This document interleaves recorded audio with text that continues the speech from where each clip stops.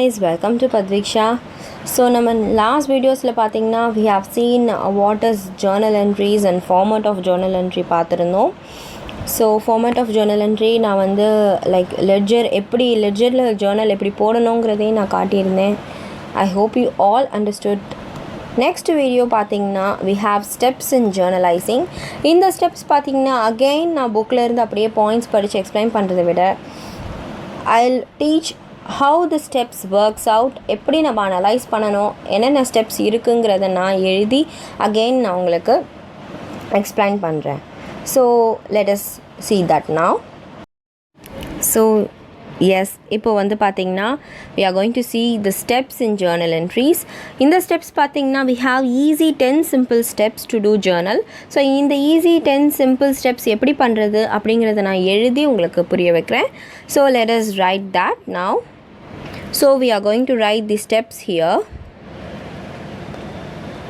First step பார்த்தீங்கன்னா எப்போவுமே நான் ஃபர்ஸ்ட்லேருந்து சொல்கிறது மாதிரி கொஷினை ஃபுல்லாக படிக்கணும்.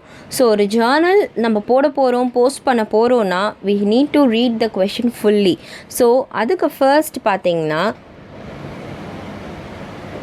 read the transactions fully, read the transactions fully and analyze them. So first part என்னன்னா கொடுத்துருக்கிற எல்லா டிரான்சாக்ஷன்ஸையும் ஃபுல்லாக ரீட் பண்ணணும். ஸோ ஃபுல்லாக ரீட் பண்ணிவிட்டு அதுக்கப்புறமா அனலைஸ் பண்ணணும். ஸோ இப்போ நிறைய பேருக்கு எப்படி ரீட் பண்ணுறதுனே தெரியல. ரீட் பண்ணுறதுனா நம்ம படித்து பார்க்குறதில்ல, படிச்சுக்கிட்டு புரிஞ்சுக்கணும். ஸோ நான் வந்து சம்ஸ் போடும்போது எப்படி ஒரு டிரான்சாக்ஷன்ஸை ரிலேட் பண்ணி எப்படி ஒரு கொஷினை படித்து நம்ம புரிஞ்சுக்கிறதுங்கிறதே நான் கண்டிப்பாக போடுறேன் இந்த வீடியோவில். எஸ், ஃபர்ஸ்ட் பார்த்தீங்கன்னா ரீட் த டிரான்சாக்ஷன்ஸ். ஸோ நம்ம டிரான்சாக்ஷன்ஸ் ஃபுல்லாக படிச்சுட்டு அனலைஸ் பண்ணணும். இந்த அனலைசேஷன் பார்ட் இருக்குது பார்த்தீங்களா, அதை இப்போ நான் எக்ஸ்பிளைன் பண்ணுறேன். எப்படி அனலைஸ் பண்ணணும்னா transaction either that is cash டிரான்சாக்ஷனா, ஸோ கேஷ் ட்ரான்சாக்ஷனான்னு பார்க்கணும், இல்லை பேங்க் ட்ரான்சாக்ஷனான்னு பார்க்கணும், ஆர் கிரெடிட் ட்ரான்சாக்ஷனான்னு பார்க்கணும். ஸோ இந்த 3 பார்ட் ரொம்ப இம்பார்ட்டன்ட்.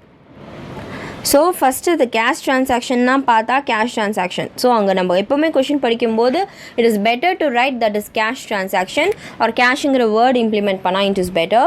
நெக்ஸ்ட் இது பேங்க் ட்ரான்சாக்ஷனான்னு எழுதணும், இல்லை கிரெடிட் ட்ரான்சாக்ஷனான்னு எழுதணும். இதுக்கு ஒரு எக்ஸாம்பிள், எப்படி இது கேஷ் ட்ரான்சாக்ஷனாக பேங்க் ட்ரான்சாக்ஷனான்னு அப்படிங்கிறதுக்கு ஒரு எக்ஸாம்பிள் நான் இப்போ இங்கே போடுறேன். ஸோ இந்த ட்ரான்சாக்ஷன் இப்போ நான் இங்கே எழுதுகிறேன். Purchased goods from Raj on cash rupees 5,000. So இந்த transaction படிச்சு பாருங்க. Okay, now I'll write all the 3 transactions which is related to this. Sold goods to Ram and received check for rupees 12,000. So the third transaction பார்த்தீங்கன்னா bought furniture from Mr. Vimal on credit rupees 15,000. Yes, so இப்போ நம்ம இங்கே இந்த 3 transactions இருக்குது. இப்போ இதை நம்ம படிக்க போகிறோம். ஸோ ஃபஸ்ட்டு ஃபுல்லாக அந்த 3 டிரான்சாக்ஷன்ஸையும் படிக்கணும். purchased goods from Raj on cash rupees 5,000. So first transaction படித்தாச்சு. Next sold goods to Ram and received check for rupees 12,000. So second transaction படிச்சாச்சு. Third பார்த்தீங்கன்னா bought furniture from Mr. Vimal on credit rupees 15,000. So இந்த 3 transactions இது different transactions. எப்படின்னா நம்ம படிக்கும் போதே ஒரு சின்ன மிஸ்டேக் பண்ணுறோம். ஸோ நிறைய பேர் நான் பார்த்துருக்கேன், they just read like this, purchase goods from Raj on cash 5,000. So இந்த மாதிரி படித்தா நம்மளுக்கு அந்த டிரான்சாக்ஷன் என்னங்கிறதே புரியாது. ஃபாஸ்ட்டாக படிக்க நம்ம பிரெயினுக்கு அது ஸ்ட்ரெயிட்டாக போகாது. ஸோ நம்ம பிரெயினுக்கு அது ஸ்ட்ரெயிட்டாக போய் அது என்னன்னு நம்ம புரிஞ்சுக்கணுன்னா we need to read it loud. கொஞ்சம் லவுடாக படித்து எங்கே ப்ரெஷர் கொடுக்கணுமோ அங்கங்கே ப்ரெஷர் கொடுத்தா அது என்ன மீனிங்கிறது நம்மளுக்கு புரியும். ஸோ இப்போ நான் படிக்கிற மாதிரி எல்லோரும் படித்து பார்க்கும்போது it is very easy to understand the transaction. And அந்த ஒன்ஸ் லைன் படிக்கும்போதே நம்மளுக்கு அது என்ன டிரான்சாக்ஷன் புரிஞ்சிடும்.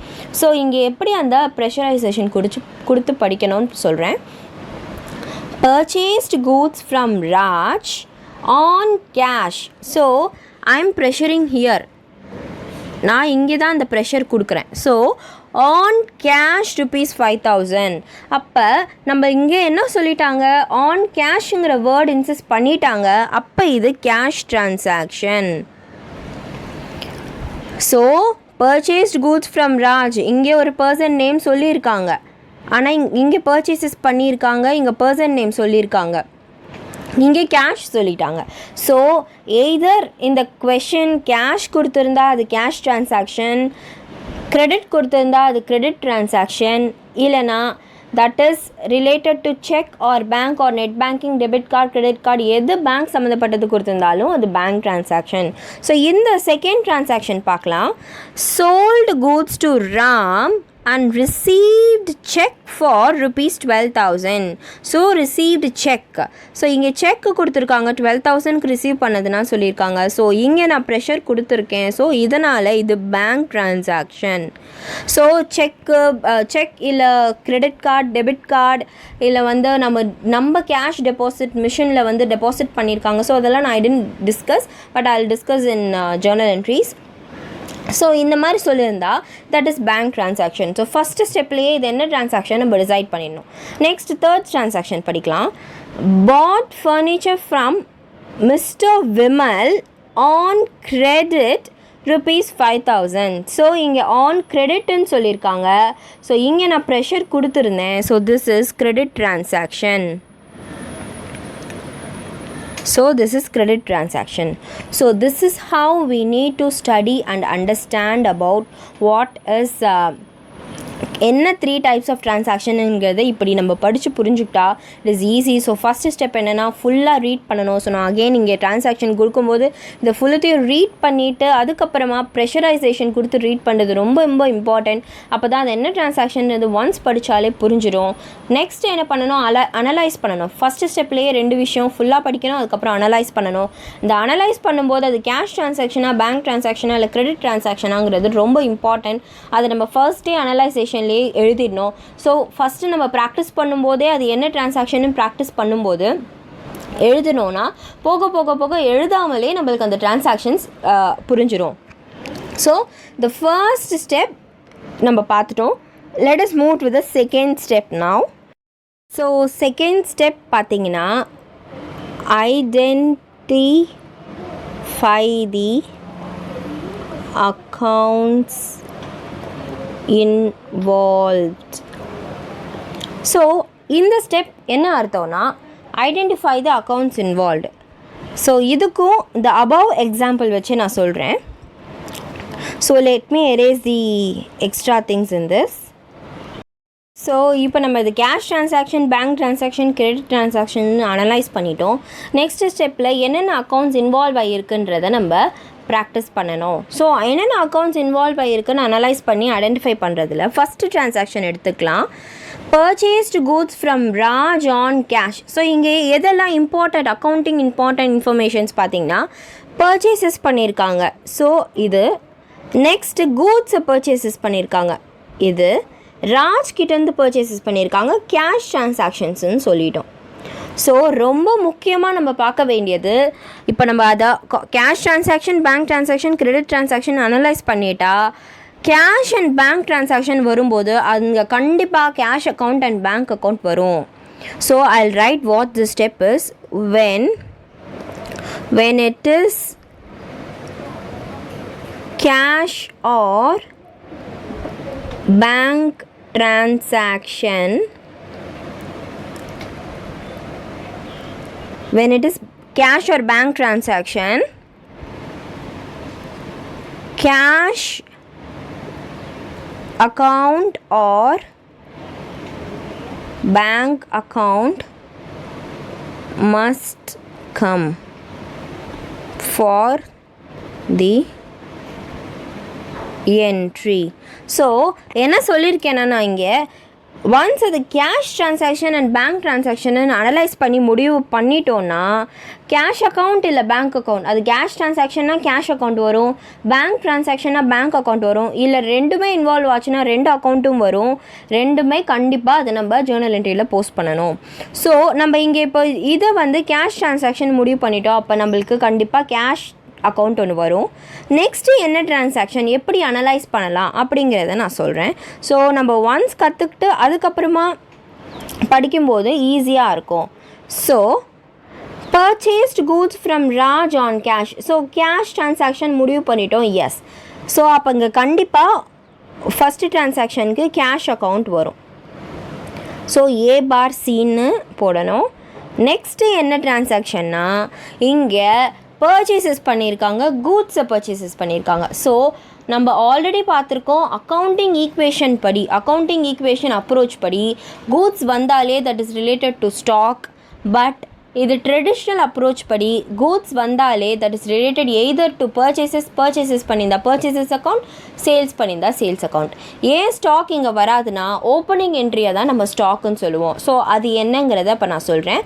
Opening entry R closing entry அப்போது மட்டும்தான் நம்ம ஸ்டாக் அக்கௌண்ட்டை யூஸ் பண்ணுவோம். ஏன்னா ஓப்பனிங் என்ட்ரினா என்னென்னா நம்ம அக்கௌண்டிங் சைக்கிள் பார்த்துருந்தோம். ஸோ அக்கௌண்டிங் சைக்கிள் மொத்தம் முடிச்சுட்டு நெக்ஸ்ட் இயர் 1 இயருக்கு அக்கௌண்டிங் சைக்கிள் முடிச்சுட்டு அடுத்த வருஷம் போகும்போது, அடுத்த இயர் போகும்போது அந்த அக்கௌண்டிங் சைக்கிளில் நம்மளுக்கு கண்டிப்பாக பேலன்சஸ் இருக்கும். அடுத்த வருஷத்துக்கான டிரான்சாக்ஷன் ஆரம்பிக்கிறதுக்கு முன்னாடி பேலன்சஸ் இருக்கும். அந்த க்ளோசிங் பேலன்சஸ் தான் நெக்ஸ்ட் இயரோட ஓப்பனிங் பேலன்சஸ். ஃபார் எக்ஸாம்பிள் 2018ஓட க்ளோசிங் பேலன்சஸ் தான் 2019ஓட ஓப்பனிங் பேலன்சஸாக இருக்கும். அப்போ அது ஓப்பனிங் பேலன்சஸை நம்ம ஓப்பனிங் என்ட்ரின்னு ஜேர்னல் என்ட்ரியில் காட்டும்போது which is shown as stock account and all the transactions related to purchases for goods and sales for goods that is shown as purchases account. So இங்கே நம்மளுக்கு purchases account தான் வரும். ஏன்னா இங்கே cash transaction தெரிஞ்சிருச்சு, கூட்ஸை purchase பண்ணதுனால that is related to purchases account. So இங்கே first ட்ரான்சாக்ஷனில் என்ன ரெண்டு அக்கௌண்ட் இன்வால்வ் ஆகுதுன்னு பார்த்துட்டோம். இப்போ செகண்ட் ட்ரான்சாக்ஷன் ட்ரை பண்ணலாம். ஸோ செகண்ட் ட்ரான்சாக்ஷன்லையும் நம்ம முடிவு பண்ணிட்டோம் that is this is related to bank transaction. அப்போ இது பேங்க் ட்ரான்சாக்ஷன்னா கண்டிப்பாக நம்மளுக்கு ஒரு பேங்க் அக்கௌண்ட் வரும். So A/C bank account. So இது A/Cன்னு படிக்கிறதுக்கு பதிலாக we need to study it as bank account. So படிக்கும்போதே எல்லாத்தையும் பழகுனா தான் it will be easy. So bank அக்கௌண்ட்டுன்னு முடிவு பண்ணிவிட்டு போட்டுட்டோம், அனலைஸ் பண்ணிவிட்டு நெக்ஸ்ட் என்ன ஐடென்டிஃபை பண்ணணும்னா திஸ் டிரான்சாக்ஷன் ரிலேட்டட் டு என்ன. ஸோ என்ன பண்ணியிருக்காங்க இங்கே பார்த்தீங்கன்னா சோல்டு கூட்ஸ் டு ராம்க்கு கூட்ஸ் சேல் பண்ணியிருக்காங்க. Received cheque. ஸோ ரிசீவ்டு செக்குனால நம்ம அதை பேங்க் ட்ரான்சாக்ஷன் பண்ணிட்டோம். என்ன பண்ணியிருக்காங்க, சேல் பண்ணியிருக்காங்க ராம்க்கு. ஆனால் சேல் பண்ணது ராம்க்கு செக் ரிசீவ் பண்ணிட்டாங்க, அதனால் பேங்க் ட்ரான்சாக்ஷன். பட் இங்கே சேல்ஸ் பண்ணதுனால, அதுவும் கூட்ஸ் சேல்ஸ் பண்ணதுனால the second account is sales account. So இந்த இதுக்கு ரிலேட்டடான ரெண்டு அக்கௌண்ட்டை நம்ம அனலைஸ் பண்ணிட்டோம். இப்போ தேர்ட் ஒன் எப்படி அனலைஸ் பண்ணணும்னு பார்க்கலாம். So third transaction which is credit transaction. So credit ட்ரான்சாக்ஷனுக்கு இன்னும் எப்படி பண்ணணும்னு நம்ம பார்க்கல. ஒன்ஸ் கேஷ் ட்ரான்சாக்ஷன் பேங்க் ட்ரான்சாக்ஷனுக்கு எப்படி பண்ணணும்னு பார்த்துட்டோம். கேஷ்ன்ற வேர்டு இல்லை ரிசீவ்டு கேஷ்ன்ற வேர்டு இருந்தாலும் இல்லைனாலும் which is related to cash. So நான் ஆல்ரெடி சொன்ன மாதிரி எந்த ஒரு இன்ஃபர்மேஷன்ஸே இல்லாமல் அந்த ட்ரான்சாக்ஷனில் ரிசீவ்டு இந்த அமௌண்ட் மட்டும் போட்டிருந்தா இந்த அசம்ஷன்ஸ் படி நம்ம அதை கேஷ் அக்கௌண்ட்டாக எடுத்துப்போம், கேஷ் ட்ரான்சாக்ஷன்ஸாக எடுத்துப்போம். இல்லை கேஷுங்கிற வேர்டு கொடுத்துருந்தாலும் கேஷ் ட்ரான்சாக்ஷன் எடுத்துப்போம். செக்குக்கு ரிலேட்டடான பேங்க்குக்கு ரிலேட்டடான எந்த வேர்ட்ஸ் இருந்தாலும் அதை பேங்க் ட்ரான்சாக்ஷன் எடுத்துப்போம். கிரெடிட் ட்ரான்சாக்ஷன்ஸை எப்படி அனலைஸ் பண்ணணும்னு பார்க்கலாம். ஸோ கொஷின் படிக்கிறேன். bought furniture from Mr. Vimal on credit. So என்ன சொல்லியிருக்காங்கன்னா ஃபர்னிச்சர் வந்து மிஸ்டர் விமல் கிட்டேருந்து கடனுக்கு கிரெடிட் வாங்கியிருக்கோம். இந்த கடனுக்கு கிரெடிட் வாங்கும்போது இந்த டிரான்சாக்ஷனில் என்ன ஆகியிருக்குன்னா எந்த அமௌண்ட்டும் வெளியே போகலை. ஸோ இந்த டிரான்சாக்ஷனில் என்ன புரிஞ்சுக்கணும்னா furniture comes in. ஸோ இது எல்லாத்தையுமே நம்ம எப்படி கோல்டன் ரூல்ஸ் படி பார்க்குறதுன்னு அடுத்த ஸ்டெப்ஸில் பார்க்கலாம். இங்கே ஃபர்னிச்சர் உள்ளே வருது ஆனால் கேஷோ இல்லை பேங்காவோ எதுவுமே வெளியே போகலை. அப்போ இங்கே வெறும் ஃபர்னிச்சர் வர்றதுனால அண்ட் கூட்ஸ்ன்னு இருந்தால் மட்டும்தான் நம்ம பர்ச்சேசஸ் சேல்ஸ்ன்னு எடுப்போம். இங்கே பர்ச்சேசஸ்ன்னு கொடுத்துருந்தா கூட ஃபர்னிச்சர் அண்ட் அசட்ஸ் எந்த ஒரு ரியல் அக்கௌண்ட் சம்மந்தப்பட்டக்கூடிய அந்த அசட்ஸ் தனியாக கொடுத்துருந்தாங்கன்னா டேஞ்சிபிள் அசட்ஸ் எல்லாமே ஸ்டாக் தவிர தட் இஸ் கூட்ஸ் தவிர எது ஒன்று அசட்டாக கொடுத்துருந்தாலும் அந்த அசட் அக்கௌண்ட் தான் வரணும். ஸோ இங்கே ஃபர்னிச்சர் கொடுத்ததுனால ஒரு transaction which is related to furniture account. And furniture வாங்கும்போது இங்கே நம்ம பணமும் பேங்க் வழியாகவும் எதுவும் பே பண்ணலை, கிரெடிட் வழியாக வாங்கினதுனால யார் அந்த கடன் கொடுத்தாங்கன்னு பார்க்கணும். எவ்ரி டைம் கிரெடிட் டிரான்சாக்ஷன் வரும்போது அந்த பர்சனோட நேம் அக்கௌண்ட் கண்டிப்பாக இங்கே வரணும். ஸோ இந்த கிரெடிட் டிரான்சாக்ஷனில் நம்ம என்ன கற்றுக்கிட்டோன்னா எவ்ரி டைம் கிரெடிட் டிரான்சாக்ஷனு நம்ம கிரெடிட் வேர்டுங்கிறது அங்கே இருந்ததுனாலே அந்த பர்சனோட அக்கௌண்ட் ஒன்று கண்டிப்பாக இன்வால்வ் ஆகணும். ஸோ இங்கே the second thing is Mr. Vimal account. So this is how we need to understand and analyze the transactions. So this is how we need to do. So இது வந்து பார்த்தீங்கன்னா cash transaction, இது வந்து bank transaction and இது வந்து credit transaction. So this is how we need to analyze. First இந்த மூணுத்தையும் analyse பண்ணிவிட்டு அடுத்து என்னென்ன அக்கௌண்ட் அஃபெக்ட் ஆகிருக்குன்றதை பார்த்து அதை எடுத்து வச்சுக்கணும். So this is how we need to do. Let us move on to the third step. என்னென்ன அக்கௌண்ட்ஸ் இன்வால்வ் ஆகிருக்குன்றத செகண்ட் ஸ்டெப் முடிச்சிட்டோம். இப்போ தேர்ட் ஸ்டெப் என்னென்னு பார்த்தீங்கன்னா we need to identify the nature of accounts. So identify the nature of accounts.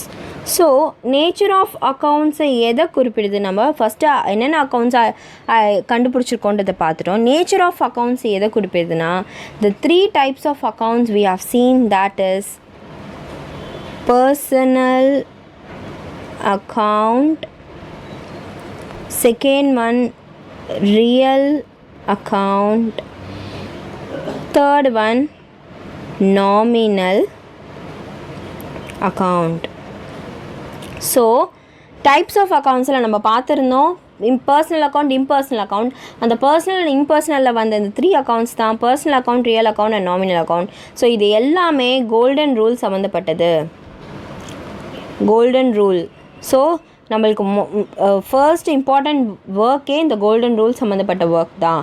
So இந்த 3 அக்கௌண்ட்டில் என்னென்ன account என்னென்னன்றதை பார்த்துடணும். So இந்த மூணுத்தையும் நான் வந்து எப்படின்னா PRN அப்படிங்கிற ஒரு டிஃப்ரென்சியேஷன்ஸில் காட்ட போகிறேன். So let us go here. So இங்கேயே என்னென்ன அக்கௌண்ட் எப்படி நம்ம அனலைஸ் பண்ணி எப்படி டிரான்சாக்ஷன்ஸை நம்ம காட்டணும் அப்படிங்கிறத நம்ம பார்க்கணும்.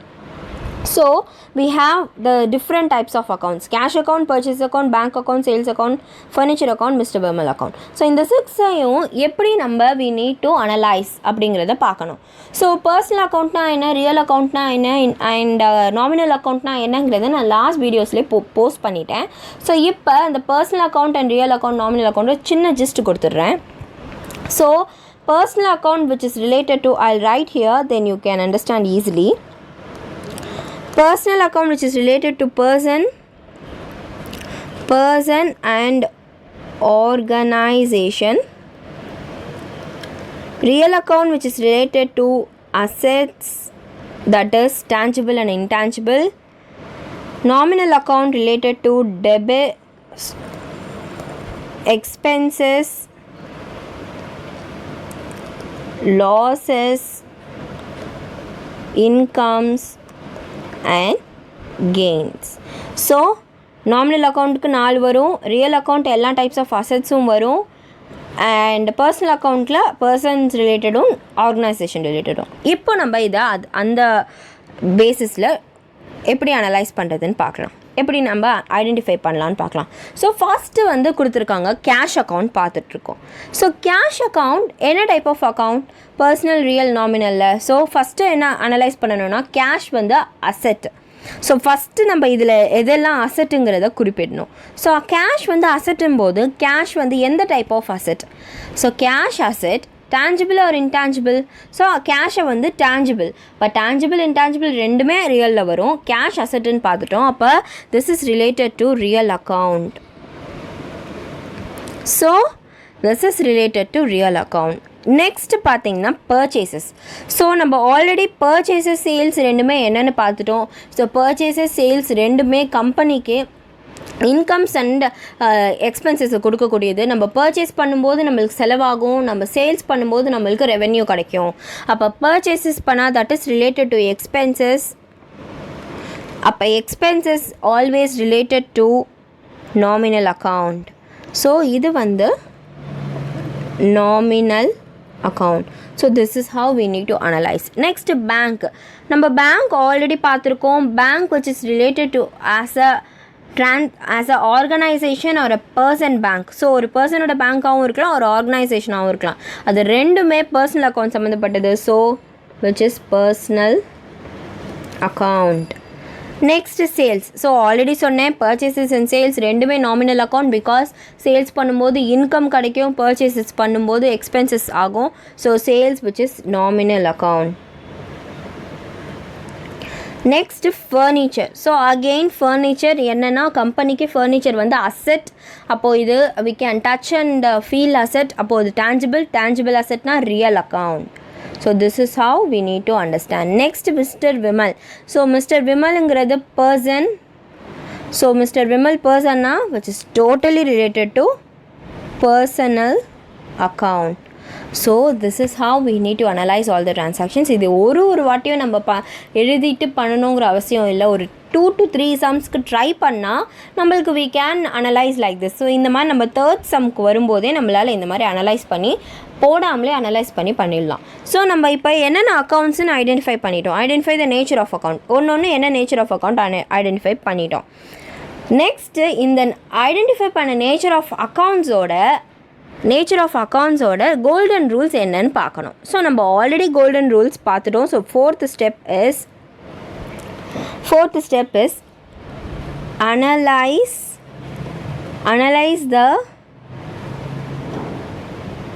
analyze the accounts with the golden rule. So analyze the accounts with the golden rule. எப்படி கோல்டன் ரூல் அனலைஸ் பண்ணணும்னா நம்ம இங்கே எழுதிட்டோம் personal account, real account, nominal account. இங்கேயும் நம்ம ஒரு அக்கௌண்ட்டையும் ஸோ எல்லா டைப்ஸ் ஆஃப் அக்கௌண்ட்டும் இன்வால்வ் ஆகிற மாதிரி நம்மளுக்கு வந்திருக்கு.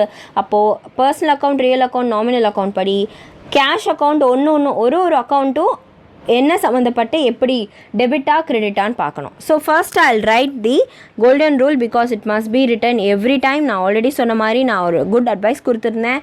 எவ்ரி டைம் போடும்போது just write it in a paper and keep it in your place where you study. So பெருசாக எழுதி விசிபிளாக எழுதி வச்சுட்டிங்கன்னா எவ்ரி டைம் போடும்போது நீங்கள் புக்கை திருப்பிட்டு சர்ச் பண்ணிவிட்டு இருக்க தேவையில்லை. ஜஸ்ட் அந்த பேப்பர் வச்சுக்கிட்டு நம்ம ட்ரான்சாக்ஷன் எழுதணும். இல்லை எவ்ரி டைம் உங்கள் எந்த பேப்பரில் நம்ம போட போகிறோமோ அந்த பேஜில் எழுதிடணும். So I write the golden rule here. golden rule. So I'll accounts here. So how to write அப்படிங்கிறதையும் காட்டுறேன். accounts இங்கே வந்து டெபிட், இங்கே வந்து கிரெடிட். ஸோ ஃபஸ்ட்டு அக்கௌண்ட் பார்த்தீங்கன்னா personal. So debit everything comes like திஸ்ல. So debit the receiver, credit the giver. So this is how we need to analyze. Next பார்த்தீங்கன்னா real account, debit what comes in, credit what goes out. So இதை நம்ம already பார்த்துருக்கோம். Third one nominal account. So little bit டிங்லியாக இருக்கும் இது, but படிச்சுட்டா வந்துடும். Debit all expenses and losses, credit all incomes and gains. So this is how we need to analyze the transaction. So இந்த மாதிரி நம்ம அனலைஸ் பண்ணி டிரான்சாக்ஷன்ஸை பண்ணும்போது ரொம்ப ஈஸியாக இருக்கும். ஸோ உங்கள் பேப்பரில் நான் எழுத சொன்னது இதே மாதிரி நீங்கள் ஃபாலோ பண்ணிங்கன்னா உங்களுக்கு ஈஸியாக இருக்கும். So just try this out. இந்த டேபிளர் காலம் ட்ரை பண்ணி இப்படி எழுதி வச்சுக்கோங்க. ஸோ பர்சனல்னால் debit. So personal debit the receiver, credit the giver. Real debit what comes in, credit what goes out. Nominal debit all expenses and losses, credit all incomes and gains. So இப்போ நமக்கு எழுதிட்டோம். இப்போ நம்ம we have the 6 types of accounts in the transactions. So என்னென்ன அக்கௌண்ட்னா cash account, second one purchases account, third one, so I'll see here, third another bank, sales, furniture, Mr. Vimal. So I'll write this here. Bank account, sales account, furniture account, and 6th one is Mr. Vimal account. So இப்போ எப்படி இந்த golden rule வச்சு analysation பண்ணணும் அப்படிங்கிறத பார்க்கலாம். So இப்போ நம்ம இங்கே கோல்டன் ரூல் அனலைசேஷன் பண்ண போகிறோம். கேஷ் அக்கௌண்ட்டில் கோல்டன் ரூல் படி கேஷ் அக்கௌண்ட்டில் இங்கே கேஷ் அக்கௌண்ட்டோட கோல்டன் ரூல் என்னது? So cash account which is, இப்போ இங்கே கேஷ் அக்கௌண்ட் என்னங்கிறத போட்டுடலாம். Cash account which is real account. So cash account real அக்கௌண்ட்றதை நம்ம கண்டுபிடிச்சிட்டோம். அதை நம்ம இங்கே எழுதிடலாம். Real account, cash account real account கண்டுபிடிச்சிட்டோம். ரியல் அக்கௌண்ட்டோட கோல்டன் ரூல் என்ன? Debit what comes in, credit what goes out. இப்போ what comes in what goes அவுட்டில் கேஷை கண்டுபிடிச்சிட்டோம். வாட்டுங்கிற இடத்துல cash, debit cash comes in, debit credit cash goes out. அப்போ இங்கே cash comes in na goes out ஆன்னு பார்க்கணும். அப்போ நம்ம again we need to go to the transaction.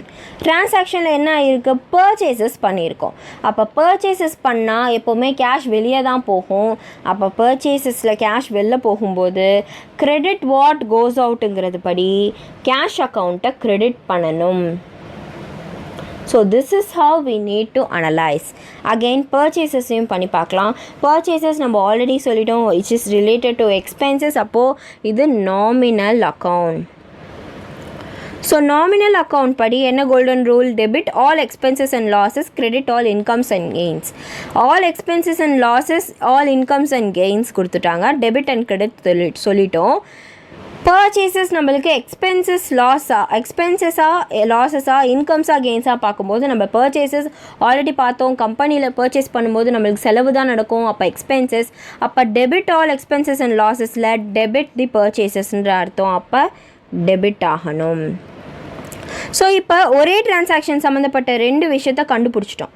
இப்போ இது எப்படி கரெக்டாக கண்டுபிடிச்சிருக்கோமா இல்லையாங்கிறத பார்க்கறதுக்கு எப்படின்னா everything as a dual aspect concept and double entry system. So double entry system படி ஒரு டெபிட் ஒரு கிரெடிட் இருக்கணும். So every transaction which has debit it has to be corresponding credit transaction. அதுக்கு corresponding credit transaction இருக்கான்னு பார்க்கணும். நம்ம cash account கிரெடிட்னு பார்த்துட்டோம். அப்போ டெபிட்டுங்கிறது பர்ச்சேஸ் அக்கௌண்ட் ஒரே டிரான்சாக்ஷன் சம்மந்தப்பட்டதுனால which is correct. So this is how we need to analyse. So இந்த மாதிரி ஒன்றுத்துக்கும் போட்டுட்டு இப்போ நான் காட்டுறேன்.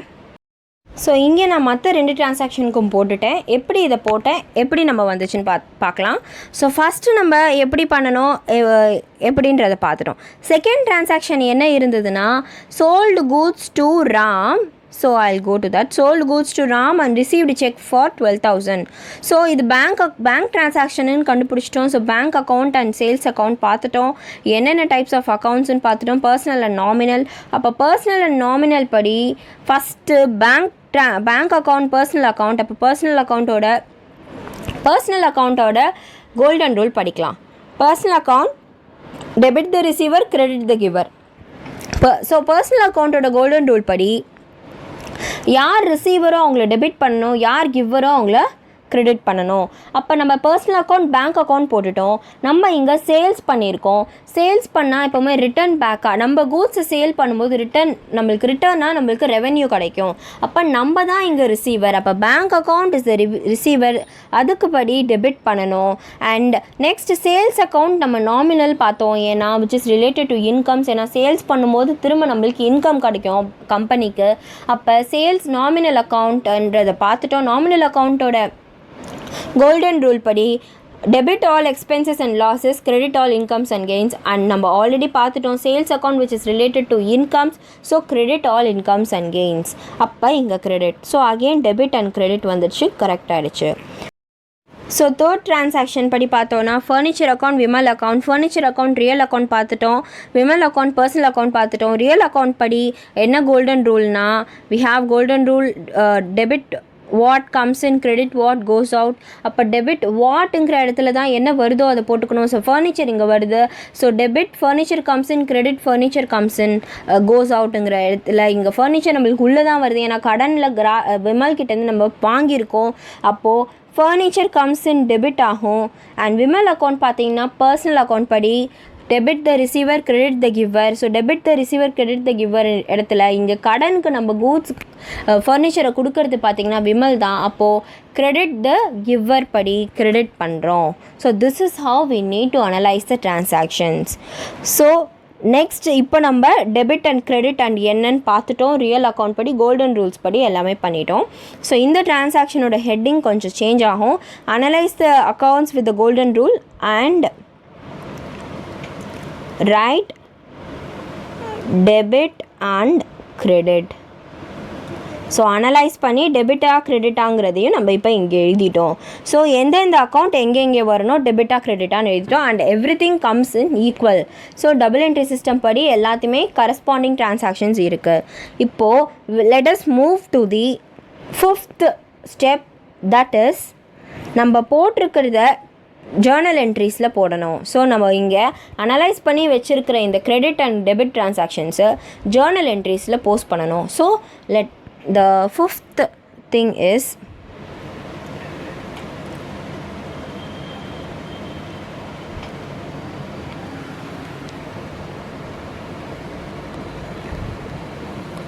journalize the transactions. ஸோ இந்த டிரான்சாக்ஷனில் நம்ம ஜஸ்ட் ஜேர்னலைஸ் பண்ணுறதுக்கு அந்த ஜேர்னல் என்ட்ரிஸ் வரைஞ்சிக்கலாம். ஸோ இப்போ இங்கே எப்படி இதை ஜேர்னலைஸ் பண்ணணுங்கிறதுக்கு let us go to the journal entry book. So journal book நம்மளுக்கு போயிட்டு அங்கே நம்ம எப்படி இந்த டிரான்சாக்ஷன்ஸை போடலாம் அப்படிங்கிறத பார்க்கலாம். Or else I just draw the journal entry book here. So it will be easy for us to do here itself. So இங்கே ஜேர்னல் என்ட்ரி ரஃபாக நான் வரைஞ்சிடுறேன். இங்கே நம்ம போட்டால் we can easily take these all things and we can post in the journal book. So yes இப்போ இங்கே பார்த்தீங்கன்னா நான் இப்போது அந்த ஜேர்னல் என்ட்ரிஸை போட்டுட்டேன், மார்ஜின் போட்டுட்டேன். ஸோ இங்கே இப்போ பார்த்தீங்கன்னா நம்ம எப்படி இதை ஜேர்னலைஸ் பண்ண போகிறோம், எப்படி ஜேர்னல் என்ட்ரிஸில் போஸ்ட் பண்ணுறதுன்னு பார்க்கலாம். இங்கே நம்மளுக்கு debit transaction and credit transactions 2 இருக்குது. ஸோ டெபிட் அண்ட் கிரெடிட் ஒரு இதுலேயுமே 2 இருக்குது. ஸோ இந்த 3 ட்ரான்சாக்ஷன்ஸையும் எப்படி போடணுன்னு பார்த்துக்கலாம். ஸோ இங்கே பார்த்தீங்கன்னா டேட் இல்லாததுனால just 3 transactions மட்டும் இருக்கிறதுனால I'll just mark it here. So first transaction இங்கே போட போகிறோம். ஸோ ஃபஸ்ட்டு ட்ரான்சாக்ஷன் என்னங்கிறத நம்ம பார்த்தோம், ஜஸ்ட் பார்த்துட்டு வந்துடலாம். purchased goods from Raj on cash rupees 5,000. So ராஜ்கிட்டேருந்து கூட்ஸ் பர்ச்சேஸ் பண்ணியிருக்கோம் கேஷுக்கு 5,000 rupeesக்கு. இது கேஷ் ட்ரான்சாக்ஷன் பார்த்துட்டோம். ஸோ கேஷ் அக்கௌண்ட் அண்ட் இங்கே பர்ச்சேசஸ் அக்கௌண்ட் பார்த்துட்டோம். ஸோ பர்ச்சேசஸ் அக்கௌண்ட் இதை அனலைஸ் பண்ணி என்னென்ன டைப்ஸ் ஆஃப் அக்கௌண்ட்ஸ் வரும் பார்த்தோம். Real account and nominal account. அந்த ரியல் அக்கௌண்ட் அண்ட் நாமினல் அக்கௌண்ட்டில் எப்படி அது டெபிட்டா கிரெடிட்டாங்கிறத கோல்டன் ரூல்ஸ் வச்சு அனலைஸ் பண்ணும்போது கேஷ் அக்கௌண்ட் கிரெடிட் ஆகும், நாமினல் பர்ச்சேஸ் அக்கௌண்ட் டெபிட் ஆகும். அப்போது ஸோ இங்கே நம்ம ட்ரான்சாக்ஷன்ஸை போடலாம். எப்படி போடணுங்கிறத நான் ஆல்ரெடி சொல்லியிருக்கேன். ஐ ஜஸ்ட் மார்க்கெட் இயர் பார்த்துக்கோங்க. பர்ச்சேசஸ் A/Cங்கிறது அக்கௌண்ட், டெட்டார். ஸோ டெட்டாரை நம்ம டிஆர்னு ஸ்பெசிஃபை பண்ணணும், ஏன்னா பர்ச்சேஸ் அக்கௌண்ட்டை டெபிட் பண்ணணும். கேஷ் அக்கௌண்ட்டை 2ன்னு காட்டணும். 2 கேஷ் account. இங்கே நம்ம எதுவும் போட வேணாம். நான் 2 specifies as CR. இப்போது அமௌண்ட் போடணும். அமௌண்ட் 5000 தெரிஞ்சிருச்சு. அப்போது டெபிட்டுக்கு நேராக டெபிட் டிரான்சாக்ஷனில் 5000 போடணும். கிரெடிட்டுக்கு கேஷ் அக்கௌண்ட்டுக்கு நேராக 5000 கிரெடிட் டிரான்சாக்ஷனில் போடணும். ஸோ இப்படி தான் போடணும். So the step is first நம்ம 5th ஸ்டெப்பு படி ஜேர்னலைஸ் பண்ணணும் ட்ரான்சாக்ஷன்ஸை. ஸோ ஜேர்னலைஸ் எப்படி பண்ணணும்னா டெபிட் டிரான்சாக்ஷன் டெபிட்டில் போடணும், கிரெடிட் டிரான்சாக்ஷன் கிரெடிட்டில் போடணும். ஸோ டெபிட் எதுன்னு பார்த்துட்டோம். டெபிட் எப்போவுமே இந்த எண்டிங்கில் பர்ச்சேசஸ் அக்கௌண்ட். ஸோ இந்த எண்டிங்லேருந்து பர்ச்சேசஸ் அக்கௌண்ட் டெட்டார். ஸோ இங்கே நம்மளுக்கு என்னென்ன டெபிட் வருதோ அது அப்படி தான் காட்டணும். கிரெடிட் எப்போவுமே to கேஷ் அக்கௌண்ட்டுன்னு காட்டணும். இன்கேஸ் பெரிய லைன் வருதுன்னா இடம் பத்தலைனா கீழே எழுதி அக்கௌண்ட் போட்டு அதுக்கு நேராக இங்கே எழுதுறீங்கன்னா அதுக்கு நேராக இங்கே எழுதணும். So this is how we need to do. Next step என்னன்னா, ஸோ 5th ஸ்டெப்லேயே ஜேர்னலைஸ் பண்ணும்போதே writing about the transactions. So transactions என்னென்னு எழுதிட்டு அமௌண்ட்ஸ் என்னங்கிறத எழுதிட்டோம். ஸோ இந்த இந்த ஜேர்னல் என்ட்ரிஸ் இந்த 5th ஸ்டெப்லேயே ஸோ 10 ஈஸி சிம்பிள் ஸ்டெப்ஸை நான் குறித்து 5 ஸ்டெப்ஸ்லேயே கொண்டு வந்துட்டேன். ஸோ 5th ஸ்டெப்லேயே நம்ம என்ன பண்ண போகிறோம், போஸ்டிங் பண்ண போகிறோம். போஸ்டிங் பண்ணிவிட்டு நரேஷன் எழுதிட்டு அமௌண்ட்ஸ் எழுத போகிறோம். ஸோ இதை 3மே இந்த ஸ்டெப்பில் நம்ம பண்ண போகிறோம். ஸோ போஸ்டிங் பண்ணிட்டோம், ஃபினிஷ். அமௌண்ட் போட்டுட்டோம் டெபிட் அண்ட் கிரெடிட்டில். இப்போ நரேஷன் எழுதலாம். ஸோ நரேஷன் எப்படி வேணால் எழுதலாம். நான் வந்து இப்போவுமே பீயிங் அப்படிங்கிற திங் தான் ஃபாலோ பண்ணுவேன். So being goods purchased. So இங்கே இடம் இல்லாததுனால கேஷை நான் இங்கே போடுறேன். So this is how we need to write. So இந்த டிரான்சாக்ஷன் என்ன கொஷனில் கொடுத்தபடி அப்படியே அந்த டிரான்சாக்ஷனை சின்னதாக எழுதலாம் பீயிங்கிற வேர்டை யூஸ் பண்ணி. ஸோ பர்ச்சேஸ் பண்ணியிருக்காங்க, கேஷ் பர்ச்சேசஸ் பண்ணியிருக்காங்க. So being goods purchased for cash. Or இங்கே என்ன வேணால் போடலாம், நிறைய டைப்ஸ் ஆஃப் இது போடலாம். Or being cash purchases made. Or again another type, cash purchases. So இதில் என்ன வேணால் ஃபாலோ பண்ணலாம். பட் இந்த பீயிங் கூட்ஸ் பர்ச்சேஸ்ட் ஃபார் கேஷுங்கிறது தெளிவாக இதில் பார்த்தாலே தெரியுது என்ன நம்ம பண்ணியிருக்கோன்னு. ஸோ திஸ் இஸ் ஹவ் இதில் என்ன டைப்ஸ் ஆஃப் இதுவும் என்ன பண்ணலாம். ஸோ நான் இப்போ இது அப்படியே விட்டுட்டு அகெயின் செகண்ட் டிரான்சாக்ஷன் போகலாம். செகண்ட் டிரான்சாக்ஷன் என்ன இருக்குது, பேங்க் அக்கௌண்ட் சேல்ஸ் அக்கௌண்ட் இருக்குது. ரெண்டுமே டெபிட் அண்ட் கிரெடிட் கரெக்டாக வருது. ஸோ இதில் இந்த என்ன டிரான்சாக்ஷன் ஒரு வாட்டி படிச்சுட்டு வந்துட்டு நம்ம இதை போஸ்ட் பண்ணலாம். ஸோ சோல்டு கூட்ஸ் டு ராம்க்கு கூட்ஸ் சேல் பண்ணியிருக்காங்க அண்ட் ரிசீவ் செக் பண்ணியிருக்காங்க 12,000க்கு. அப்போது sales account and bank account, ஏன்னா சேல்ஸ் அக்கௌண்ட் சேல் பண்ணியிருக்கோம், செக் வர்றதுனால bank account and bank account debit ஆகணும், சேல்ஸ் அக்கௌண்ட் கிரெடிட் ஆகணும். So let us put the second transaction. ஒரு லைன் விட்டுட்டு போடணும். So second transaction here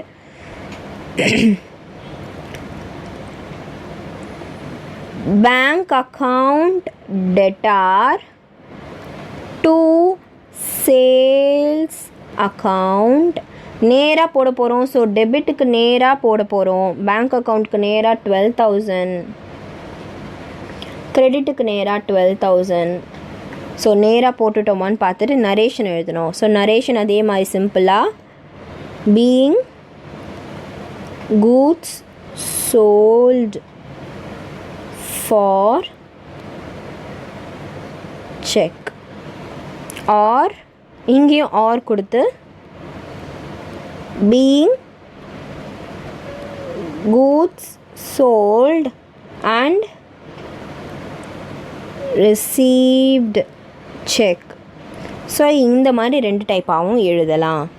so yes, let us move to the third transaction. So third transactions I'll just enlarge the page. Third transaction போடலாம். Third transaction என்ன சொல்லியிருக்காங்க, first let us read the transaction now. Bought furniture from Vimal கிட்டேருந்து furniture கடனில் வாங்கியிருக்கோம் 15,000 rupeesக்கு. So furniture வாங்கியிருக்கோம், கடனுக்கு வாங்கியிருக்கோம், விமல் கிட்டேருந்து வாங்கியிருக்கோம். இந்த 3 இன்ஃபர்மேஷன்ஸ் வச்சு furniture account and Vimal account பார்த்தோம். ஃபர்னிச்சர் அக்கௌண்ட் டெபிட் பண்ணணும், ஏன்னா debit what comes in. Vimal account credit பண்ணணும், ஏன்னா he is the giver. So இப்படி தான் நம்ம அனலைஸ் பண்ணி ட்ரான்சாக்ஷன்ஸை போடணும். So furniture account furniture account debtor. So போடும்போதே சொல்லிட்டு எழுதுனா ஈஸியாக இருக்கும். To mister Vimal account. எவ்வளோ மணி? 15,000 rupees. ஸோ கரெக்டாக அமௌண்ட் எழுதணும், இந்த கமா கரெக்டாக எழுதணும். ஸோ கமா விட்டு போயிட்டா இல்லை 0 ஏதாவது விட்டு போயிட்டா ரொம்ப தப்பு. ஸோ கரெக்டாக பண்ணுங்கள். So being furniture bought on credit. அவ்வளோதான். So this is how we need to do. So this is how we need to do everything that is shown in 5th ஸ்டெப்லேயே நான் எல்லாத்தையுமே காட்டிட்டேன். நரேஷன் எழுதுறது, போஸ்ட் பண்ணுறது, amount எழுதுறது, narration எழுதுறது, எப்படி ஒரு Journal entries போடணும். ஸோ இப்படி தான் ஒரு ஜேர்னல் என்ட்ரிஸை நம்ம போட முடியும். ஸோ போட்டால் இப்படி தான் நம்ம போடணும். இந்த நீட்னஸ் நம்மளுக்கு கண்டிப்பாக இருக்கணும். ஸோ எவ்ரி டிரான்சாக்ஷன் முடிஞ்சிட்டு ஒரு அண்டர்லைன் போட்டாலும் போடலாம். That's your wish. And debtor ரொம்ப important. So exam point of வியூக்கு எது ரொம்ப இம்பார்ட்டன்ட்னா இந்த ஹெட்டிங் இருக்கணும், இந்த எவ்ரி இது இருக்கணும், டேட் கொடுத்துருந்தா டேட் கரெக்டாக இருக்கணும், டெட்டாருங்கிற வேர்டு இருக்கணும், டூங்கிற வேர்டு இருக்கணும், சிம்பிளாக இந்த இது இருக்கணும், கரெக்டாக இந்த லைனுக்கு நேராக. ஸோ இந்த லைனுக்கு நேராக இங்கே போட்டுட்டிங்கன்னா தப்பாயிடும். ஸோ லைனுக்கு நேராக கரெக்டாக போடுறீங்களான்னு பார்த்து எவ்ரி திங். ஸோ ஒரே ஒரு நரேஷன் இருந்தால் போதும். உங்களுக்கு புரியணுங்கிறதுக்காக இந்த 3 டைப்ஸ் ஆஃப் நரேஷன்ஸ் கொடுத்துருக்கேன். அதே மாதிரி தான். ஸோ எது டெபிட் போடணுமோ அதெல்லாம் கரெக்டாக போடணும். ஸோ ட்ரான்சாக்ஷன் உங்களுக்கு கொடுக்கும்போது அங்கேயே நம்ம அனலைஸ் பண்ணி எழுதிட்டோன்னா ஆன்சர் ரொம்ப நீட்டாக எழுதலாம். இந்த மாதிரி நம்ம எவ்ரி டைம் இதெல்லாம் எழுதணும்னு அவசியம் இல்லை. பட் அனலைஸ் பண்ணும்போது ஃபஸ்ட்டு படிக்கும்போது இந்த மாதிரி அனலைஸ் பண்ணிக்கிட்டால் ரொம்ப ஈஸியாக இருக்கும். So these are the steps in journalising. So நம்ம ஸ்டெப்ஸ் இன் ஜேர்னலைசிங் ஃபர்ஸ்ட்லேருந்து பார்த்தோம். So steps in journal entries once again நான் என்னென்ன ஸ்டெப்ஸ் இருக்குன்றதை ஒரு வாட்டி ஷார்ட்டாக முடிச்சிடுறேன். ஸோ ஃபஸ்ட்டு ஸ்டெப் வந்து ட்ரான்சாக்ஷன் ஃபுல்லாக படிச்சுட்டு அனலைஸ் பண்ணணும். அந்த அனலைசேஷன் பார்ட் என்னென்னா cash transaction, bank transaction, credit ட்ரான்சாக்ஷனாக நான் அனலைஸ் பண்ணணும். படிக்கும்போதே ப்ரெஷரைசேஷன் கொடுத்து படித்தா என்ன ட்ரான்சாக்ஷனுங்கிறது ஈஸியாக நம்மளால் கண்டுபிடிக்க முடியும். ஸோ 3 கண்டுபிடிச்சதுக்கப்புறம் என்னென்ன டைப்ஸ் ஆஃப் அக்கௌண்ட்ஸ் இன்வால்வ் ஆகிருக்குன்னு பார்க்கணும். ஸோ கேஷ் அக்கௌண்ட்டாக, பர்ச்சேஸ் அக்கௌண்ட்டாக. ஸோ நான் ஆல்ரெடி சொன்ன மாதிரி அக்கௌண்டிங் ஈக்குவேஷன் அப்ரோச் படி தான் நம்ம கூட்ஸ்ன்னு வந்ததுன்னா ஸ்டாக் யூஸ் பண்ணுவோம். இந்த ட்ரெடிஷ்னல் அப்ரோச் இந்த ஜேர்னல் என்ட்ரிஸ் இதுக்கு மேலே வர எந்த ஒரு இது இருந்தாலும் கூட்ஸுங்கிற வேர்டு வந்தால் ஸ்டாக் வராது. கூட்ஸ் சேல் பண்ணியிருந்தால் சேல்ஸ் அக்கௌண்ட் வரும், கூட்ஸ் பர்ச்சேஸ் பண்ணியிருந்தால் பர்ச்சேஸ் அக்கௌண்ட் வரும். ஸோ அதுபடி நம்ம என்னென்ன டைப்ஸ் ஆஃப் ட்ரான்சாக்ஷனுங்கிறத நம்ம போட்டு அக்கௌண்ட்ஸ் என்னென்னு பார்த்தோம். நேச்சர் ஆஃப் அக்கௌண்ட்ஸ் பார்த்தீங்கன்னா personal account, real account, nominal account. அந்த personal account, real account, nominal அக்கௌண்ட்டோட கோல்டன் ரூல் எழுதிட்டு அதை வச்சு எது டெபிட் எது கிரெடிட்டுங்கிறத பார்த்து எழுதிட்டு நெக்ஸ்ட்டு ஜேர்னலைஸ் பண்ண ஆரம்பிச்சிட்டோம். ஸோ ஜேர்னல் என்ட்ரிஸ் போட்டுட்டு ட்ரான்சாக்ஷன் டெபிட்டுக்கு நேராக, டெபிட் கிரெடிட் நேராக. ஸோ டெபிட் எழுதும்போது இந்த லெஃப்ட் ஹேண்ட் சைட் கார்னராக எழுதிட்டு டெட்டார்னு டிஆர் எழுதணும். கிரெடிட் எழுதும்போது கொஞ்சம் ஸ்பேஸ் விட்டுட்டு 2 கேஷ் அக்கௌண்ட்ஸ். ரொம்ப ஸ்பேஸ் விட தேவையில்லை, கொஞ்சம் ஸ்பேஸ். அப்போ தான் இங்கே பெரிய வேர்டிங்ஸ் வரும்போது எலக்ட்ரிசிட்டி சார்ஜஸ் அப்படிங்கிற வேர்டெலாம் வரும்போது பெருசாக எழுத முடியும். அதுக்கு நேராக அமௌண்ட் போட்டுட்டு ப்ரிசைஸான நரேஷன் எழுதணும். So this is how we need to do. I hope you all understood the part that is steps and journal entries.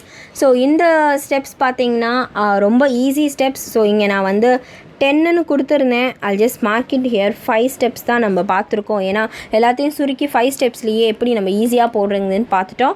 So இப்போ நம்ம ஒரு வாட்டி புக்குக்கு போயிட்டு புக்கில் என்ன கொடுத்துருக்குன்ற இதை ஒரு வாட்டி படித்தா தான் ஸோ புக் ஆஸ்பெக்டில் நம்ம எல்லாம் போட்டிருக்கோமான்னு ஒரு வாட்டி பார்த்துடலாம். So yes, steps in journalising இங்கே 8 பாயிண்ட்ஸ் கொடுத்துருந்தாங்க. நான் இதெல்லாம் சுருக்கி கரெக்டாக நம்ம எப்படி படிக்கணும், எப்படி அனலைஸ் பண்ணணுங்கிறத 5 பாயிண்ட்ஸில் காட்டியிருந்தேன். So let me read this. The process of analysing the business transactions under heads of debit and credit and recording them in the journal is call journalising. So டெபிட்டா கிரெடிட்டான்னு பார்த்துட்டு அந்த ஹெட்ஸில் போடுறது தான் journalising. And entry made in the journal is call journal entry. நம்ம போட்ட அந்த entry purchase account, debtor to cash account or bank account போட்ட என்ட்ரி தான் ஜேர்னல் என்ட்ரி. ஸோ என்னென்ன ஸ்டெப்ஸ்ன்னு பார்க்கலாம். First step, analyse the transaction identify the accounts which are involved in transaction. So first நம்ம 2 first நம்ம 2 ஸ்டெப்ஸாக பார்த்தது தான் ஒரே ஸ்டெப்பில் காட்டியிருக்காங்க. ஸோ நான் 2 ஸ்டெப்பாக காட்டியிருந்தேன்.